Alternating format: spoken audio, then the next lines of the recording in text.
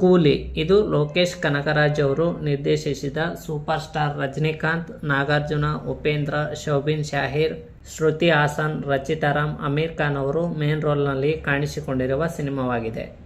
Super star Rajinikanth ಎಂದರೇನೆ ಫ್ಯಾನ್ಗಳಿಗೆ ಒಂದು ರೀತಿ craze.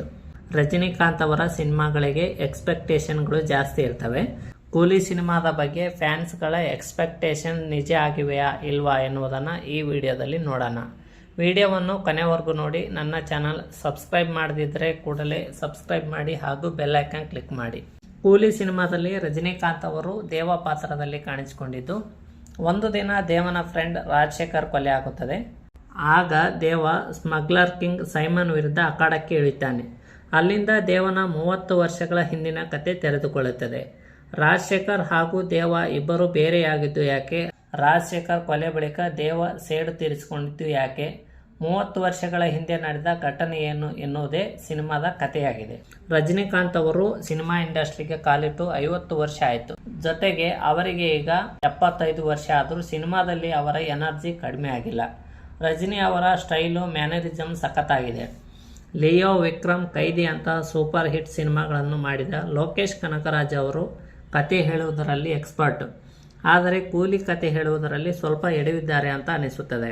Rajinikanth ಬಿಟ್ಟರೆ ಉಪೇಂದ್ರ ಅವರ ಕಾಲೇಶ್ ಪಾತ್ರದ ಎಂಟ್ರಿಗೆ ಅತಿ ಹೆಚ್ಚು ಸೆಳೆಗಳು ಬೀಳ್ತವೆ. ಉಪೇಂದ್ರ ಅವರ ಪಾತ್ರವನ್ನು ಪ್ರೇಕ್ಷಕರು ತುಂಬ ಚೆನ್ನಾಗಿ ಎಂಜಾಯ್ ಮಾಡ್ತಾರೆ. ಉಪೇಂದ್ರ ಎಂಟ್ರಿ ಕೂಡ ಅದ್ಭುತವಾಗಿ ತೆಗೆದುಕೊಂಡಿದ್ದಾರೆ. ಟ್ರೈಲರ್ನಲ್ಲಿ ರಚಿತಾರಾಮ್ ಅವರ ಪಾತ್ರವನ್ನು ನೋಡಿ ಸುಮ್ಮನೆ ಬಂದು ಹೋಗುತ್ತೆ, ಅಷ್ಟೊಂದು ಮಾನ್ಯತೆ ಇಲ್ಲ ಅಂತ ಅನಿಸ್ತು. ಆದರೆ ಸಿನಿಮಾದಲ್ಲಿ ಅವರ ಪಾತ್ರ ತುಂಬ ಸರ್ಪ್ರೈಸಿಂಗ್ ಆಗಿತ್ತು. ಸಿನಿಮಾದಲ್ಲಿ ರಜನಿಕಾಂತ್ ಅವರ ಆ್ಯಕ್ಷನ್, ಡೈಲಾಗ್ ಎಲ್ಲವೂ ಚೆನ್ನಾಗಿದೆ. ಇನ್ನು ಸಿನಿಮಾದ 2 ಹಾಡುಗಳು ಚೆನ್ನಾಗಿವೆ. BGM ಮತ್ತು ಥಿಯೇಟರ್ನಲ್ಲಿದ್ದ ಎಲ್ಲರನ್ನೂ ಕುಳಿತು ಕುಪ್ಪಳಿಸುವಂತೆ ಮಾಡುತ್ತದೆ. ಸಿನಿಮಾದಲ್ಲಿ ಕೆಲವು ಪಾತ್ರಗಳ ಅಗತ್ಯ ಇರಲಿಲ್ಲ, ಆದರೂ ತುರುಕಿದಂತೆ ಇದೆ.